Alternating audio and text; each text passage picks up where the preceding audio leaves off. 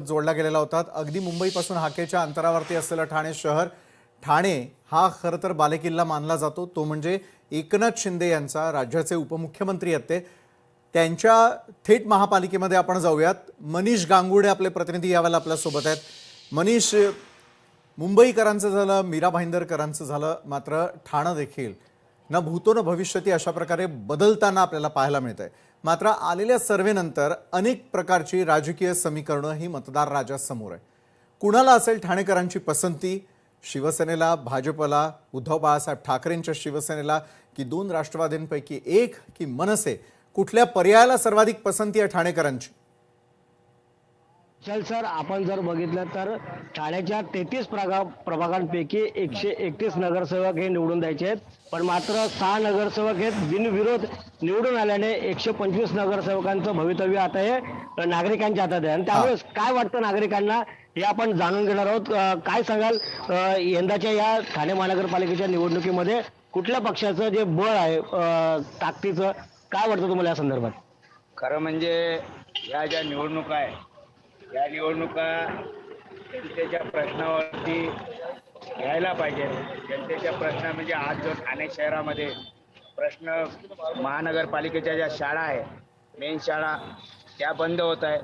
त्यानंतर या ठिकाणी आता हल्ली क्लस्टरची योजना, जी क्लस्टरची योजना काही विभागाचा जो आम्ही ज्या प्रभागामध्ये राहतो त्या प्रभागामध्ये क्लस्टरच्या या ठिकाणी काही सुत्राम संबंध नाही, तरी पण त्या ठिकाणी क्लस्टरमध्ये या योजनेचं नाव बोलबाला या ठिकाणी होत आहे।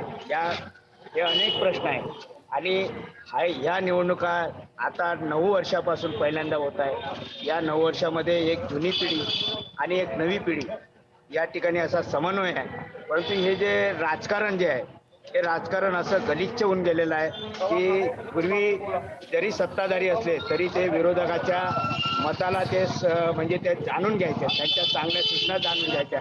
हल्ली आता असं राहिलेलं नाही, पळापळीचं राजकारण चालू आहे। अशा परिस्थितीमध्ये सामान्य नागरिक म्हणून त्याला 2 वेळच्या जेवणाचा प्रश्न पडलेला आहे आणि अशा परिस्थितीमध्ये कोणाचं या ठिकाणी बलाढ्य येणार आहे हे लोकांच्या मनामध्ये हे सुप्त आहे आणि ते आता शक्य नाही सध्या सांगणं हे शक्य नाही, कारण की लोकांचा कौल कशा या गढूळ वातावरणामध्ये कसं काय। परंतु जनता मात्र या निवडणुकीमध्ये या अशा गोष्टीला मात्र या ठिकाणी धडा घेईल, एवढं मात्र निश्चित आहे। दादा, काय सांगाल, तुम्हाला काय वाटतं कुठलं पक्षाचं जे बळ आहे ते महापालिकेत आपल्याला दिसून येतं?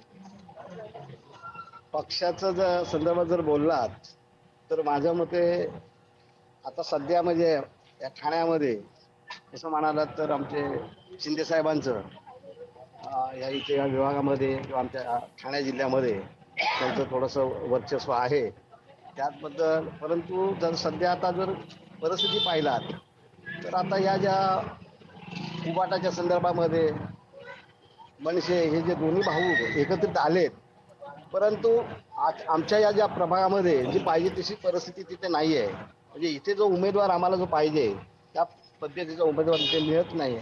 आणि माझं जर वैयक्तिक मत बोललात तर या विभागामध्ये जो प्रश्न आहे तो महत्त्वाचा प्रश्न म्हणजे कसं असतं की ज्या लोकांना काय पाहिजे आहे की इथे एक पाणी, स्वच्छता, मुलांसाठी खेळाचं मैदान आणि ट्रान्सपोर्टची म्हणजे वाहतुकीची व्यवस्था। परंतु आता सध्या ज्या आम्ही प्रभागामध्ये उभा आहोत या ठिकाणी आज आम्ही ज्या भागामध्ये ज्या परिस्थिती पाहिलात तर एवढी गंभीर आहे। तर मी जे कोणी जो आमचा नगरसेवक या विभागात निवडून येईल त्याला माझं आव्हान असेल की इथे ही परिस्थिती आहे ती पूर्ववत आली पाहिजे, मुलांसाठी खेळाचं मैदान इथं राहिलं पाहिजे, शाळेची व्यवस्था झाली पाहिजे आणि वाहतुकीची जी व्यवस्था आहे जी कोंडी जर समोर जर आमच्या इथे बघा तर एंट्रन्सला एवढी गर्दी असते की इथे येताना जाताना वयोवृद्ध लोकांना सुद्धा त्रास आहे। तर अशा गोष्टीचा जरा या येणारे कोणतेही जो उमेदवार येऊ द्या, सेनेचा येऊ द्या किंवा बीजेपीचा येऊ द्या, परंतु जो येईल त्यांनी चांगलं काम करावं एवढीच माझी इच्छा आहे आणि माझं मत। दादा, काय सांगशील, तुला काय वाटतं की ठाण्याच्या या संपूर्ण घडामोडीमध्ये राजकीय नाट्य देखील बघायला मिळतात, पण मात्र यामध्ये काय वाटतं? थोडक्यात सर्वप्रथम आपल्या व्यवस्था सस्नेह नमस्कार।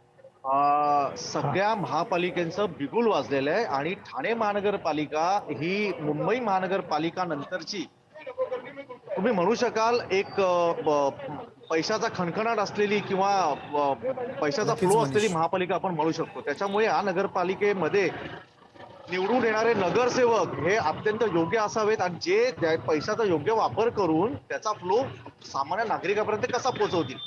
गरजा कुठल्या असतात आपल्या, एक तर एज्युकेशन, मेडिकल फॅसिलिटीज आणि इन्फ्रास्ट्रक्चर.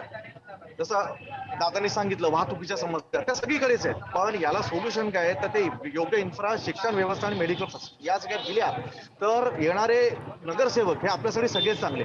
पण तुम्ही प्रत्यक्ष मला विचाराल तर ठाणे हे सुरुवातीपासून शिवसेनेचा बालेकिल्ला राहिलेला आहे, पण मागच्या काही वर्षात भारतीय जनता पार्टीचं देखील काम उत्कृष्टरित्या इकडे चालू आहे. आणि तुम्ही खरं म्हणायला गेला तर युती झाल्यामुळे मी स्पष्ट सांगेन की शिवसेना भाजपा युती कदाचित एकतर्फी ठाण्यात तरी विजय मिळवेल आणि सगळ्यांचं समर्थन त्याला असेल नसेल हा दूरचा भाग, पण जे निवडून येतील त्यांना आमच्या सगळ्यांमार्फत एकच सांगणे, ज्या प्रकारे तुम्हाला सगळे मदत करतात किंवा निवडून देतात तर तुम्हीही त्यांना योग्य सहकार्य करा.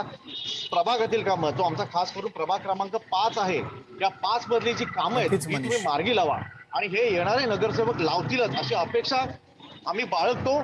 आणि खरंच ही आमची इच्छाही पूर्ण होईल. तुमच्या चॅनलच्या माध्यमातून सगळ्या नागरिकांना विनंती करतो, योग्य उमेदवार निवडा, सुशिक्षित उमेदवार निवडा, सक्षम उमेदवार निवडा आणि आपल्या बरोबर आहे मनीष. विभागाच्या एकतर किंवा प्रभागाच्या सुशिक्षित त्या व्यक्तीला ठिकाणचा चालना द्या. उमेदवार असावा ही माफक अपेक्षा. दुसरीकडे त्यांच्या सर्वसामान्यांच्या गरजा पूर्ण करणारा अशा प्रकारचं सरकार महापालिकेत सत्तेत यावं एवढीच त्यांची माफक अपेक्षा आहे. धन्यवाद मनीष, तुम्ही आमच्यासोबत जोडल्या गेलात आणि ठाणेकरांचं मत जाणून घेतलं त्यासाठी.